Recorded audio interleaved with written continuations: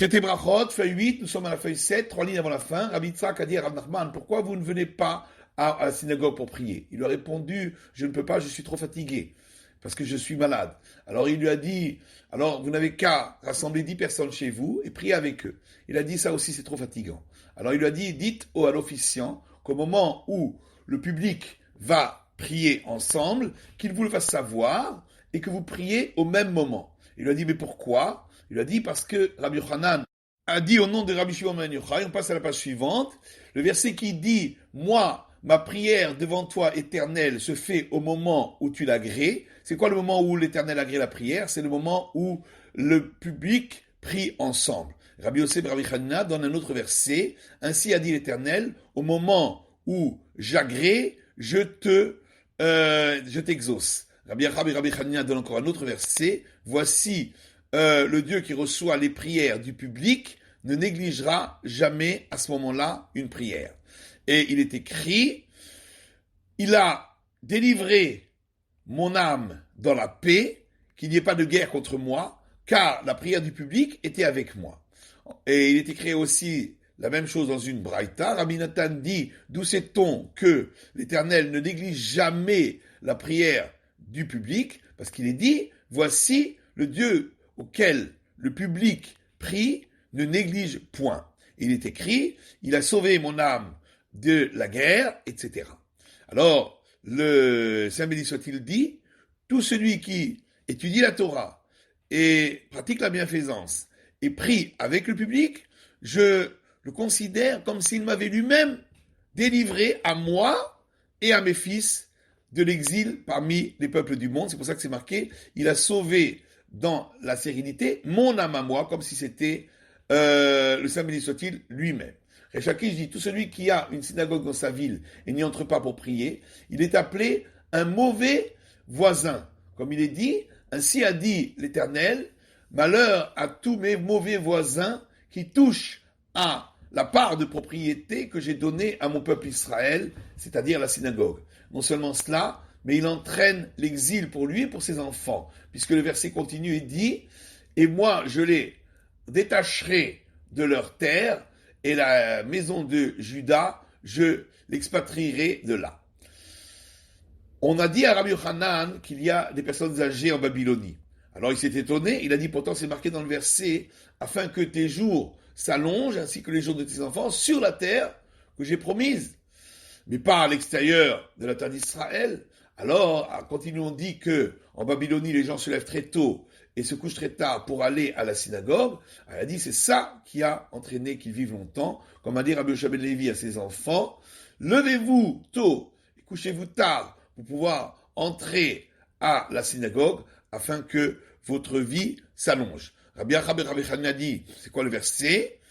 Heureux soit l'homme qui m'écoute, être assidu à mes portes chaque jour pour garder les linteaux de mes portes, ça c'est les portes de la synagogue. Il est écrit juste après, car celui qui me trouve, trouve la vie. Et Rabbi Rizda dit, un homme doit toujours rentrer 2 portes à l'intérieur de la synagogue. On dit que ça veut dire 2 portes. Ça veut dire la mesure de 2 portes. Il ne faut pas qu'il reste juste à l'entrée, mais qu'il rentre au moins 80 cm à l'intérieur de la synagogue pour montrer qu'il veut rentrer à l'intérieur et qu'il ne veut pas rester à l'entrée pour prier. Et l'Agma rapporte un autre verset qui dit, c'est là-dessus que doit prier toute personne pieuse au moment où il veut trouver. Rabbi Hanina dit que ça veut dire au moment où il veut trouver, c'est au moment où il veut trouver la femme. Comme il est dit, un verset, celui qui a trouvé la femme a trouvé le bien. En Israël, lorsqu'un homme se mariait, on lui disait, est-ce qu'il a trouvé ou est-ce que je trouve? Est-ce qu'il a trouvé? Ça veut dire, est-ce qu'on peut appliquer sur lui le verset qui dit, celui qui a trouvé la femme a trouvé le bien et il trouvera grâce devant l'Éternel. Ou est-ce qu'on va lui appliquer le verset qui dit je trouve, car il est écrit dans un autre verset, et je trouve plus amère que la mort, la femme. Rabbi Nathan dit que quand le verset dit au moment où on trouve, c'est pour l'étude de la Torah. Comme il dit, car celui qui me trouve, trouve la vie. Et Rabbi Nachman ben Yitzhak dit que ce verset qui dit au moment où on me trouve, c'est pour la mort. Un homme doit prier d'avoir une mort sereine. Comme il est dit, à la mort, il y a plusieurs manières de la trouver. Et il y a une braïta qui dit également qu'il y a 903 sortes de morts qui ont été créés dans le monde. Comme il est dit, à la mort, plusieurs manières de la trouver. Et ce mot, Totsarot, qui veut dire plusieurs manières de la trouver, sa valeur numérique, c'est effectivement 903. Et la mort la plus difficile, la plus douloureuse, c'est l'étouffement qui vient d'une maladie de la gorge qu'on appelle askera. Et celle qui est la plus sereine, c'est ce qu'on appelle la mort par le baiser. Alors, la mort qui vient d'étouffement par cette maladie de la gorge, ça ressemble à celui qui veut enlever, qui veut extirper des ronces qui se sont enchevêtrées dans la laine. Il est obligé de les arracher avec force. Et certains disent, ça ressemble à celui qui veut rentrer une corde dans un tout petit trou, il est obligé de forcer. Alors que la mort par le baiser ressemble à celui qui veut enlever un cheveu sur du lait. Rabbi Yochanan dit que ça veut dire, au moment où on trouve, c'est prier pour son enterrement, qu'il se fasse dans la sérénité juste après sa mort. Et Rabbi Yochanan dit, quel est le verset qui s'applique à cela? Le verset dit, ceux qui se réjouissent aux réjouissances se réjouiront également d'avoir trouvé une sépulture. Rabbi Shila dit, c'est ce que les gens disent, un homme doit prier même pour le dernier coup de pioche de son enterrement, qu'il soit dans la sérénité. Mazoutra dit que ça veut dire au moment où on trouve, c'est pour trouver toujours des toilettes au moment où il en a besoin. Et on dit en Israël que cette explication qui a été dite au nom de Marzoutra est la meilleure de toutes. Parce que ne pas trouver de toilettes, ça peut provoquer des graves maladies. Ravadi Arafram Bar Papa, dis-nous les choses extraordinaires que tu as dites au nom de Rav Hizda concernant la synagogue. Alors il a dit ainsi à dire Rav Hizda. Qu'est-ce qui est écrit dans le verset? L'Éternel aime les portes dédiées plus que toutes les résidences de Jacob. Ça veut dire l'Éternel aime les portes dédiées à l'étude de la loi plus que toutes les synagogues et toutes les maisons d'études. Et c'est ce qu'a dit Rabbi Chia Barami au nom de Oula. Depuis le jour où le temple a été détruit, le Saint béni soit-il dans son monde, que les 4 coudées de l'étude de la loi. Et Abaye dit, au départ, j'étudiais chez moi à la maison, et j'allais prier à la synagogue. Mais à partir du moment où j'ai entendu ce qu'a dit Rabbi Chia Barami au nom de Oula, que depuis que le temple a été détruit, le Saint béni soit-il dans son monde, que les 4 coudées de l'étude de la loi, eh bien, je ne prie qu'à l'endroit où j'étudie. Rabbi Ami et Rabbi Assi, bien qu'ils avaient 13 synagogues à Tibériade, ils ne priaient que entre les colonnes où ils étudiaient. Rabbi Chia Barami dit au nom de Oula, est plus valeureux celui qui profite de son labeur que celui qui n'a que la crainte du ciel. Car celui qui n'a que la crainte du ciel est écrit à son sujet, heureux l'homme qui a la crainte de l'Éternel. Alors que pour celui qui profite de son labeur, il est dit, le profit de ton labeur, lorsque tu le consommes, tu seras heureux et le bien sera pour toi. Tu seras heureux, ça veut dire dans ce monde-ci, et le bien sera pour toi, ça veut dire dans le monde futur. Alors que pour celui qui craint le ciel, il n'est pas écrit, le bien sera pour toi. Et Rabbi Chia Barami dit au nom de Oula, un homme doit toujours habiter à l'endroit où habite son maître. Car tant que Shimei ben Gera était vivant, qui était le maître du roi Salomon, le roi Salomon ne s'est pas marié avec la fille de Pharaon. Ah, pourtant, il y a une braïta qui dit, un homme ne doit pas habiter à l'endroit où habite son maître. La Gemara dit, c'est pas une question. Quand on a dit qu'il doit habiter là où habite son maître, c'est dans le cas où il obéit aux paroles de son maître. Et dans le cas où on dit qu'il ne doit pas y habiter, c'est dans le cas où il ne lui obéit pas. Rav Huna Bar Yehuda dit au nom de Rabbi Menachem, au nom de Rabbi Ami. À quoi s'applique ce verset qui dit, ceux qui abandonnent l'Éternel seront détruits? C'est celui qui laisse un rouleau de la Torah ouvert et sort de la synagogue.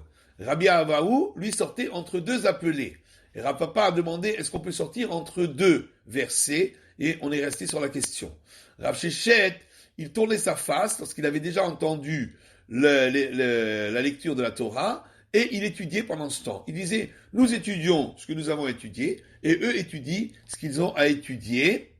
Rav Huna Bar Yehuda dit au nom de Rabbi Ami, un homme doit toujours terminer l'étude du passage de la Torah qu'on va lire le Shabbat pour le moment où il sera lu avec le public. Il doit l'étudier 2 fois le verset et 1 fois la traduction araméenne. Et même le verset Atarot Vedivon, dans lequel il n'y a que des noms de villes, doit être répété 3 fois. Car tout celui qui termine les passages qu'on lit le Shabbat en même temps que le public, on lui rallonge ses jours et ses années. Rabbi Abaye voulait terminer tous les passages de toute l'année, la veille de Kippour, pour avoir ce mérite-là le jour de Kippour. Alors, Ria Barav de Difti lui a dit, pourtant il est écrit dans le verset, vous mortifierez vos âmes le 9e jour du mois au soir.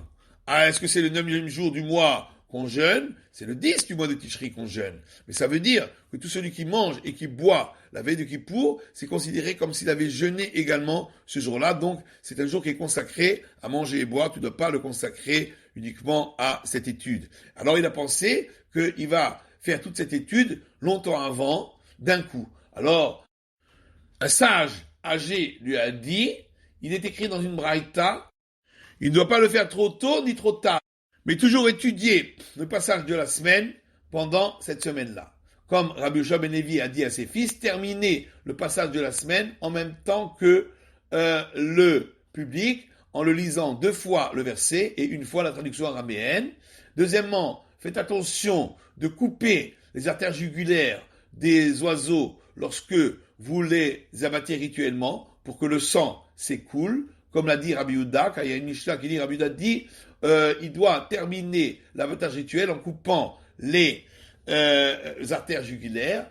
Et troisièmement, faites attention à une personne âgée qui a oublié toute son étude du fait de son grand âge, d'avoir du respect vis-à-vis de lui, car il est dit que dans l'Arche sainte, il y avait non seulement les tables de la loi, mais également celles qui étaient cassées.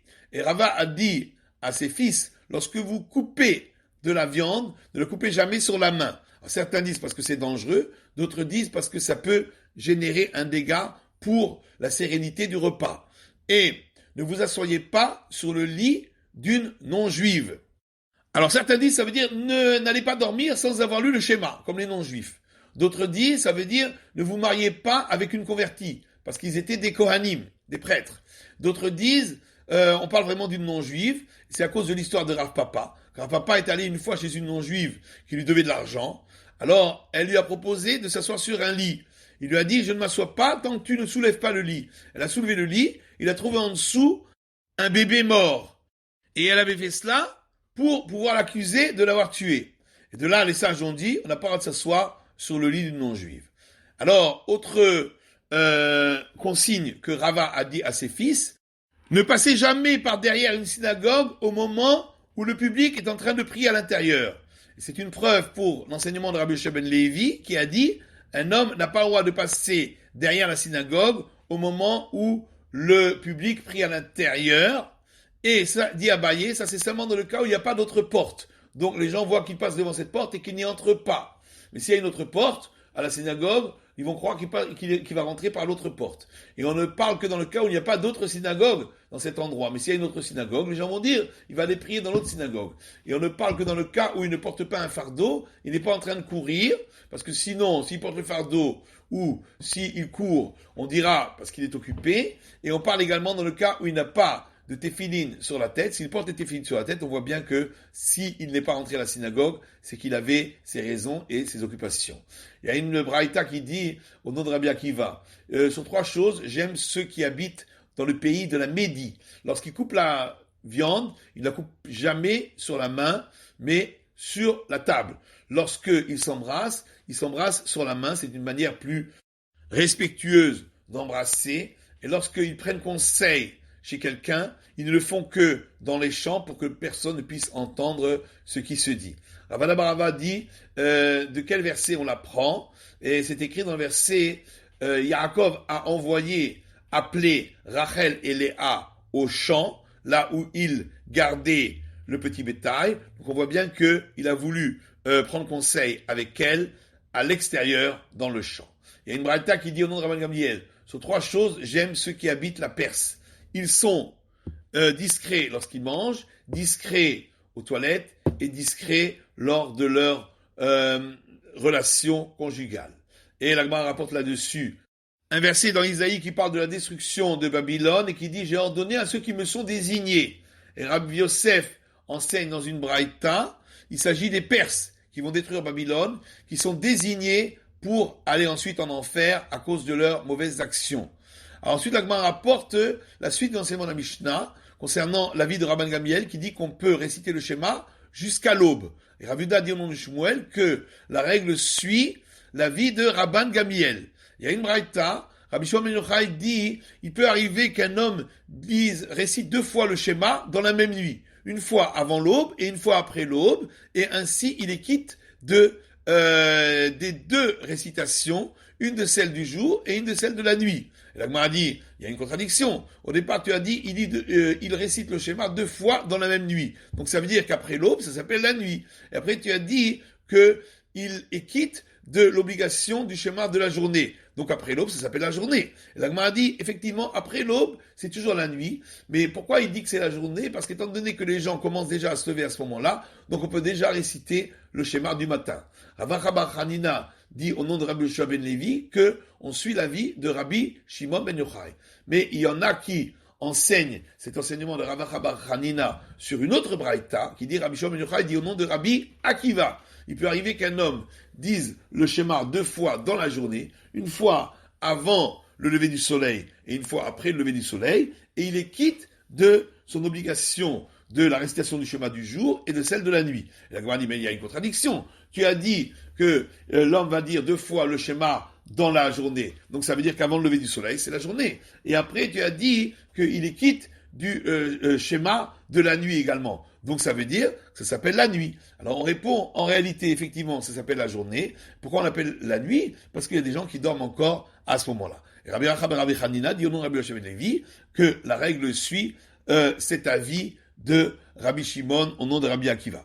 Et Rabbi Zera dit, mais par contre, après l'aube, il ne peut plus réciter la bénédiction qui commence par ces mots « Fais-nous dormir dans la paix », puisque c'est plus le moment où on va aller dormir. Lorsque Rabbi Tzrak Bar Yosef est venu d'Israël, il a dit, cet enseignement de Rabbi Hanina, au nom de Rabbi Yoshua ben Levi, n'a pas été dit expressément, mais il a été déduit d'un autre enseignement, puisqu'il y a eu 2 sages qui ont bu, se sont enivrés au mariage du fils de Rabbi Yoshua ben Levi. Ils sont allés chez Rabbi Yoshua ben Levi, il leur a dit, on peut se fier à l'avis de Rabbi Shimon en cas de difficulté, puisque vous ne pouviez pas lire le schéma jusque-là, de réciter le schéma encore après l'aube, avant le lever du soleil pour le schéma de la nuit. C'est la fin de l'étude de la feuille numéro